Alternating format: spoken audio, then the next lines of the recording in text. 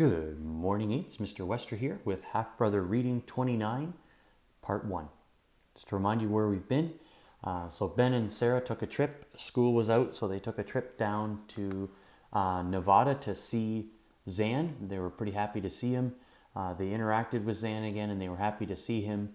But at a dinner at Peter's house, Peter told them that he had a letter from the Thurston Foundation, which is a biomedical research facility. They opened the letter and they found out that Dr. Helson was planning on selling Zan and two of the other chimps to the Thurston Foundation for medical experiments. So Peter and Sarah and Ben decided that they were going to steal Zan. This is chapter 23, Stealing Zan. "This is crazy," Mum murmured. We killed the headlights as we pulled onto the long driveway, crept slowly along the gravel in the moonlight for a few minutes, then pulled over, way before we could even see the farmhouse or other buildings. Through the open car windows, the air was perfect body temperature. Cricket chatter rose from the field. It was 3:22 in the morning. We'd spent the whole day preparing for this. Mum and I got out of the car and closed the doors silently, then started down the drive, walking on the grassy verge so our footsteps were soundless. Our cold hands touched, and she gave me a quick, encouraging squeeze.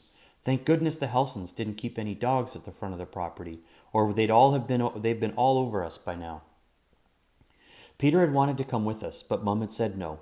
If Helson figured out he was mixed up in this in any way, he'd probably get booted out of the university, or worse. Ahead, I could make out the low outline of the chimp house. In the farmhouse, all the lights were out. Good. The chimp house would be locked, as would all the cages. The keys were kept in the shed just behind the chimp house, and the rusted padlock didn't close properly. Going to the shed was scary, because it meant sneaking right past the farmhouse. I hoped the Helsons were deep sleepers. I thought of Sue Ellen in her bed. She wouldn't want Zan to be sent to a lab, or Caliban and Igor, or either. But I couldn't do anything about them right now.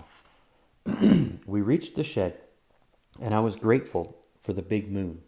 I slid the broken padlock from its clasp and eased the door open. Peter had oiled the hinges yesterday, because normally they gave a terrible shriek, but right now they made barely a sound. From the darkness wafted the smell of oil and straw and rust. I pulled a small penlight from my pocket, bought at the gas station near a motel, and carefully turned it on. Near the door, high on the wall, was a big metal cabinet. Mum opened it up and, while I held the light steady, went through the rows and rows of keys on the hooks. Luckily, Helson was an orderly man, and they all were labeled. Chimp house, got it. Cage number 8, got it. We closed the shed door behind us and moved towards the chimp house. The moonlight let us guide the key into the lock.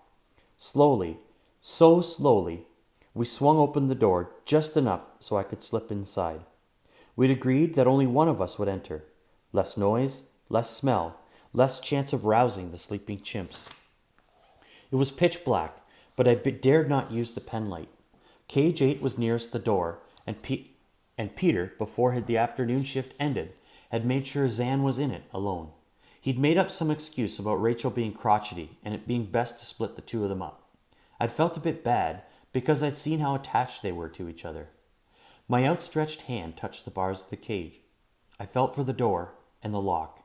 Every second I took was a second longer the chimps might sense me, and then there'd be a god-awful racket to wake the entire ranch. I slid in the key and turned. I swung open the door, and for a horrible moment wondered, what if someone switched the chimps, and I've just opened Zeus's cage?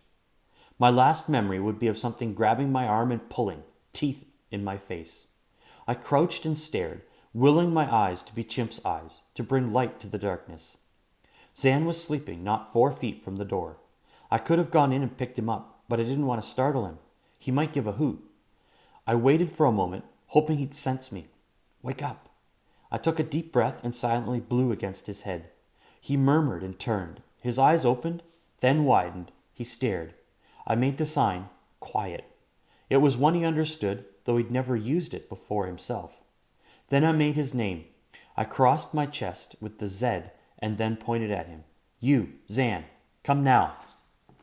For a moment he just sat motionless, and I was worried he was too bewildered or scared to move. From some of the other cages I heard movement. Shadows shifted in my peripheral vision. If Zan panted or shrieked, we were sunk. We'd be caught. Then Zan came. He ran to me and I leapt into his arms so fast I nearly toppled over.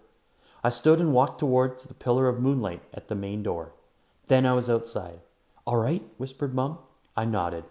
We walked back toward the car as quickly as we could. I held Zan tight. He kept pulling away and looking around in the dark and giving soft, surprised pants, then kissing me on the cheek. We reached the car and got in. I sat in the back with Zan. I tried to get the seatbelt on him, but he kept jumping around. Just try to keep him back there, said Mum, starting the engine. After a few minutes, I got him sitting on my lap and talked to him softly as he looked out the window.